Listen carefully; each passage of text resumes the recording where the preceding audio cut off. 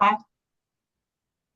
Well, good morning, everyone. Warm welcome to my YouTube channel, Making It in Austria. I'm your host, Andela Mejanic. It's a sunny day in Vienna, and I'm really happy to have one of my special guests joining me today, Medina Hamidovic from Linz. Hi, Adela. Hi, nice to Hey, see you. nice to see you too. So we know each other for some time now over LinkedIn and through posts and chats, but we have not met in person, and nor did we have had any, live chats. So really pleasure to Mhm. have you with us. You have a very, very rich, I would say, and colorful careers, I would say, from what I have seen on your LinkedIn profile and from your CV. So would you be so kind to introduce yourself with a couple of, or short or long, however you like. Let's take it short and then we chat a bit We'll wrap it because up. I'm never a fan of this introduce yourself because I feel the need to categorize myself into anything. Yeah. That's the least favorite thing I like to do. So, as a classical answer, so I am a woman in tech like yourself, a scientist. Recently, I became a writer as well. That was a big passion of mine, which I then managed to career somehow. And I am a mother of two beautiful kids. And above everything, of course, I am one of the Bosnians who is making it in Austria, right? Awesome. Where are you from, Bosnia? For the ones From, listening. so I finished my studies in Tuzla. This is better known to everyone, I guess, but I am originally from a very small city called Zavidovici. It's close to Zenica, so from that area. And I can I ask you as well, because I Yeah. think from your accent, I would say Krajina. Yes. Yeah, my Oma was from there, and my Oma, my grandma was from there, and I really recognized them very quickly, this accent and people from there. Yeah. Yeah, we do have it, but I be honest with you, I left Krajina, so Velika Kladuša, for a very long time now. So I'm longer outside of it because with 18 I moved to Sarajevo to study. Huh? And now I'm 38, so it's more Okay. longer out than I'm really there. And when I speak to when I go back, which we do Uh-huh. very often, and when I talk to people who still live there, they didn't move much, just work back. It's very different accent. Yeah, I It's a can imagine. very different accent, and I do love all the accents, ours, very much. And then when I hear the authentic one, I'm just like, oh, I Yeah. need to get into it. And I don't know when it was, maybe it was 2 years ago when I was talking to one of the colleagues, professionals from Graz. I believe he's living in Graz, also from Krajina, somewhere around Zazin. And he didn't know that I'm from Krajina too. And then he categorized me. So told me that my accent sounds more like around Tuzla. Okay. Okay. But I'm I kind of don't know if you, losing it. I'm kind of in a way what I meant. So they yeah, were like, yeah, you have it, but not that much. It's a little bit a mixture of it, but it's a fact of yeah, life and moving around. So really being here yeah. and there and Absolutely. living. Absolutely. Um, Absolutely. yeah, and that's a really nice segue to what we are talking about today, Medina. So how was your pathway to Austria? So how did you find yourself in Linz? In Linz. I mean, it's now gonna be, I recently just thought about it. It's gonna be now a decade that I left my Okay. country, so quite some time. And I have been then in Austria from this decade about 7 to 8 years. Okay. So for me, I've left Bosnia and then moved to UK. And that was maybe for me this shock that usually people have when they move anywhere. For me, that was moving to UK. And then I navigated my way through, and both personal and professional life brought me to Linz, to Austria. It was never planned. It was never on my map of things I want to achieve or where I want to be. It was just how it happened. And yeah, I mean, my kids were born here. They're now Austrians as much as they are Bosnians. They are even more maybe Austrians. And sort of, yeah, I have been here 8 years without ever planning that it will be this way. It just happened, and yeah, it's a nice experience, I think, and it's a nice place to be. It is.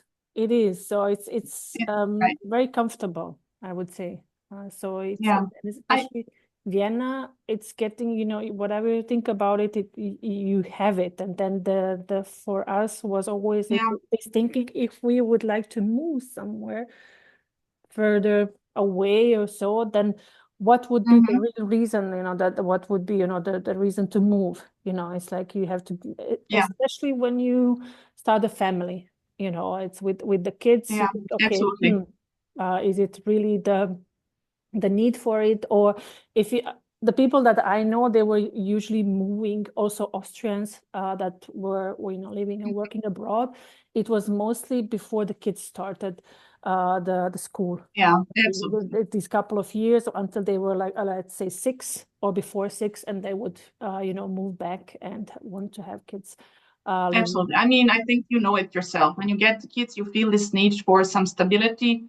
And then wherever you are at that point, sort of you start to create your home. So either you tended it that way or you want it differently. From that point, you try to build home wherever you are. And for us, it was then Austria. And for you, it's Austria. I think what I really thought about it throughout watching your channel and just thinking about it as well. I think for us from Bosnia to move to Austria is really not so shocking or so hard. First of all, it's rather close to our home. Yes. But also, when you think about our history, we have a lot in common. We have been part of that bigger empire for a long time. And even the food is very similar. And the buildings, we have so many Austrian buildings. My faculty was in a beautiful Austrian building. Yeah. And you just have this fundamental connection to Austria. And you know how they call Vienna as the most western part of Balkan. And there is truth in it. There is so much people here that it's enough to almost make you feel like home. Yeah. And the food is similar and the culture is similar. So I think moving to Austria is maybe one of the even easiest transitions you can have compared to me moving to UK or moving to Scandinavia or USA or something else. So this transition, if anywhere would be easy, it really should be easy between Bosnia and Austria. That's at least my opinion. True, true. Medina, you mentioned you are, you know, woman in STEM, you write books. Tell us a little bit about that. Which one would you like to talk about today? So what are the books about? So I'm also very curious.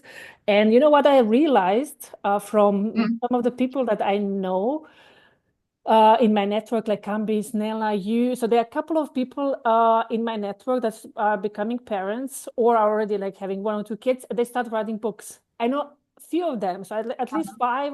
So I'm going 5 to 10 now, where they at some point of time publish a book. Yeah, So that's what interesting. is it? And that's very good Yeah. because it should be very inspiring to us and bring up in us or awake in us some hidden talents. And that's exactly what I think parenting can do and motherhood especially can do. So I'm not shocked by this. And I think that was a little bit for me as well the case. I think let's call it my love for science or STEM or technique, how they call it, technology, has in some way also inspired me writing books because my children books are on topics which are sort of really relevant technologically and as well for the future of our planet, of our countries. So we talk about health challenges, we talk about sustainability, we talk about traveling to Mars and appreciate. So these are, for example, the topics that I cover in these books, or I want to cover in next books as well. And then there is this other side of me, which is this hidden artist, I call it, which I really still think is very much related to technology. I think people who are technologists are in some way really visionaries and artists. And I think I have managed to sort of express this also in terms of writing. So I wrote my first very novel, which will come in June 1st on Amazon. And that's going to be really like a biographic fictional book. So it's not for children, it's really for adults. And it's really talking about a lot of things that we will also discuss today and just in general that you are also interested and people are interested, which is leaving your home. How do you feel as a woman? How do you succeed as a woman? What are the struggles? All these things that I have assembled in my life, I have managed to put into a book. So I think everything you do or each of us does is really somehow related. There is no individualizing your career paths. They are all a chain reaction and sort of co-product of just each other and what you are. So I like technology, I like science, but at the same time, I really like written word. I like working with kids. I like telling stories and learning from stories and learning from people. So all of that together defined really every career path I have taken over time. So here we are. That's why I even struggle to say, what am I? Who am I? It's a very hard question. But person can be many things, not one, but many, many things. True. Yeah. True. And when I was on, so I started with the making it in Austria when I was pregnant with the first one. So when I was pregnant with one, yeah. And throughout the maternity leave, I met, then it was like sort of end of Corona restrictions, and it was mostly like meeting people and so on. So I had the opportunity to meet many people live or like face to face for a walk and chat and coffee and so on. And as you have seen on my channel, it's mostly over like, let's say 80%-ish are women, so that I have interviewed from 50 different countries. And it was not It's amazing, intended. right? It's not, That's it really was not amazing. intended. Thank you. I mean, kudos to all these women. So it was not intended. It was like I have well, male and female. So, but it happened to be that in my case, it was women coming to me and saying, let's do an interview because I see you missing. I remember when you're missing Albania. So I want to do an interview with you, which is like contrary to like people saying like there's no women or there are no women's stories, and like, they are.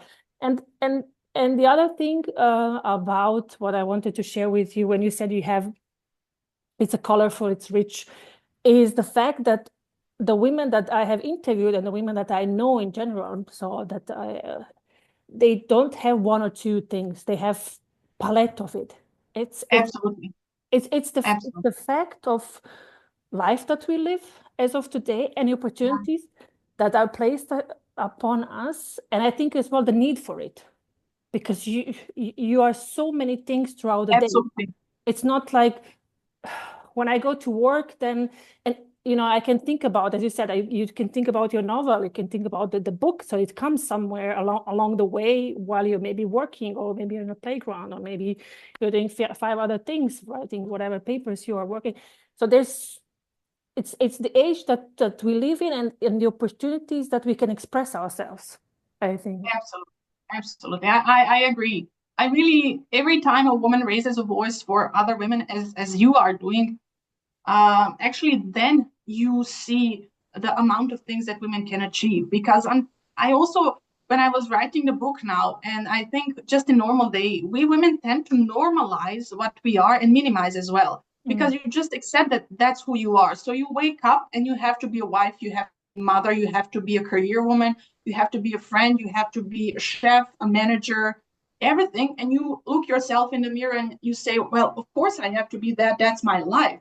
But that's not what every man can do, because they cannot handle so many tasks, for example. And we accept it so much as normal, and we put it down, we minimize it, that you sort of don't even see that as something special. But then when people like you start to interview women and then they raise voice, look, I do this and I do that, and then they get appreciation for this, then you really start to see really, truly how amazing women are.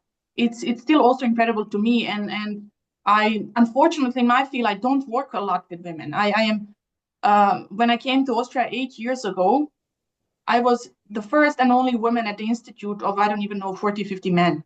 Then I became the first mother at the institute. So I go to a conference and I'm going to be one of 2, 3 women in hundreds of people. That's how engineering is. That's how high-tech world is, especially in hardware. Maybe in software, this is a bit changing faster. And you can very quickly just start to not feel special or not see all of your talents, because nobody's appreciating it. I don't think, I have never been, or not often at least, in a situation where a man comes up to me and says, well done for everything you do. I usually get it from other women, because they know how hard everything is. And when you're surrounded by men who don't see this, don't appreciate this, you also lose appreciation for yourself. So I think it's really important what you're doing. It's really important that each of us has this responsibility every chance you get when you speak for all women, that you really say it how you said it. Look at the palette of things we can do. Look how diverse and rich we are. There was a time when being a man was so beneficial because of strength. But now, in the time of information, in time of intellect, in time of technology, when women have so many strengths, even more maybe than men. So I think raising voice on this is really important. Your platform is really good place to do it. As you said, I mean, just the fact that you talk to women from 50 countries, how amazing is this, right? You get to meet so many people, you get to promote so many good women, successful women, and each of that will inspire somewhere someone to do something. So I think it's really amazing. And yeah, I also try to do the same. I get a lot on, especially on LinkedIn, because I'm not even active on other social media, on LinkedIn or even in person. I get a lot of women reaching out to me, sort of with I don't even know what is it. It's a need to be seen or heard, or to see that someone is going through the same thing. So it really became normal for me when I opened my LinkedIn to have few texts from women saying, yeah, I see that you're a mother and a working woman and you do this and that. Please tell me how you manage it. I feel alone. I'm struggling. And that really breaks my heart. Really, I'm someone who is very sensitive and emotional, and has this helpless need to help others. You hear this, you start to think, how is this possible? Why is this person alone? I have responsibility here to promote better, to stand up for better. And I think really more platforms like this are needed. And yeah, so thank you for what you did, what you're doing, and for talking to women. Talking helps so much. Opening up helps so much. So it's really amazing, I think. Really great collaborations, great efforts, great platform. All the compliments. Thank you. Yeah. So thank you. It's something that has started out of a need, as something like that you were speaking about it, because people were asking me, how was it to come to Austria? How was it to start from nothing? How was it if you don't know the language, if you don't have a job, if you don't have this, and then I realized I cannot, and then I had similar situations yourself. Like there was a lot of messages on my LinkedIn profile, and then I realized this is not sustainable. So if I tell you in your for you, and then I thought it's just my story, or our story, my husband and mine. So it's one of the stories. So and there are many different, because people come from as you said, if you come from Bosnia to Austria, might be easier. But if you come from the US, or if you come from China, or if you come from, I don't know, Nigeria to Austria, it's a very different world. It's different, challenges that you face. And then that's where the idea about making it in Austria was born. Basically because I said, I know at least 10 people around me that have a very different story than I have. So let's start it from there. And that's basically the first interviews were from people that I know personally, worked with, or we collaborated one way or the other, or we are friends. And from there, it picked up, people were starting to, get back to me and say, I would like to do an interview, or I have a friend who has this great career, or I have this one or that one, I know someone. So I was not really, looking after, so people are looking for them, people were coming to me. And then, it started growing from there. And, I benefited from, as you said, it's a great platform, a great place to be. And, for me, it's always about this, where they find each other. So because we did a lot of events and get-togethers and collaborations and partnerships within the community. So that's the richness of it, where you bring people together and they start creating different things. They start collaborating, or they start creating friendships, or they start not feeling alone. It's not always about financial benefits, like when people ask me, how do you put the number to it? Do you have a sponsor for the channel? How many subscribers? It's a very rational way of thinking. But the amount of, love and care and talks and chats and what I have received over the years with it, just like meeting people, and bringing people together cannot be measured in any way. So the way we all get richer when we come together, and I can be also a bit selfish, you know, I get to meet all these people one-on-one. And if for me, it's changing the day, you know, it's like something you feel like, wow, you know, and it's something that if you are that kind of person that thinks about, okay, I have this challenge, and I know Medina was having a similar one, she did this, Yes. or someone did that, or I know someone who knows someone, then you don't feel in your bubble. You don't feel alone. You don't feel disconnected. You don't feel like everybody has their own world and everybody's chasing their dreams, and I'm alone and I'm, you know, don't know what to do, or I don't have a solution. So it's coming back to the fact that, you know, we are connected, and we should meet. And I really think that we should meet more and more in person and really be, connected in a real world. You know, I'm missing more of that, and I appreciate every opportunity that I have to meet people in person. Even it's a 15 minutes, it's 15 minutes, but you get the feeling of that other, and you get so much, people share much more in person than they do online, depending on personality. Of course, some people are like, they display, but in my experience, you get so much once you open up, take the time and really, you know, be there, like without the phone technology, and just be there for the other one. And it blossoms, you know, you never know what is going to happen. So I'm not really coming with an idea in mind, like, oh yeah, I want to do this or that with this person. But you talk, you start opening, and it's just like you open up, and then, oh, I'm looking for this and I'm looking for that, and then you go it from there. And you know, there are tons of research that shows that, you know, all these small things boost you, all these small things, you know, gratitude and gratefulness and helping others. It's something that, you know, makes us human, you know. Absolutely. Absolutely. I mean, there are not many people who think like this today. That's very disappointing. So it's really amazing when someone has such pure intentions like you had to do something for just general good or global good without seeking this capitalistic interest, which then people ask, what's your benefit at the end of the day here? So you had very pure intentions, same as I do with Science for Kids or my children's books. The intention is to teach kids something. And your intention here with the platform was not to make this video and then have that many or this many views. Your intention here was to show people the stories and for people to learn, but even more importantly, to create relationships. I think relationships are really everything. So not romantic relationships, they are also important, but relationships between people are really fundamental for any success. And I think by, as you just say, meeting together, very often spontaneously good ideas can be born. And that's something that rich people do very often. But we as these middle class people are not taught these values, how important networking is, how important building relationships is. It's more important than capital sometimes. And also university or education doesn't teach us the value of these relationships. So you are bringing, for example, very successful and diverse people to your platform who, when they meet together, I'm really confident good brainstorming can bring amazing ideas there. And you never know, you might end up spinning off a company with someone there. You might end up making scientific collaboration with someone in an interesting different field. So, and all of that can come really from conversations.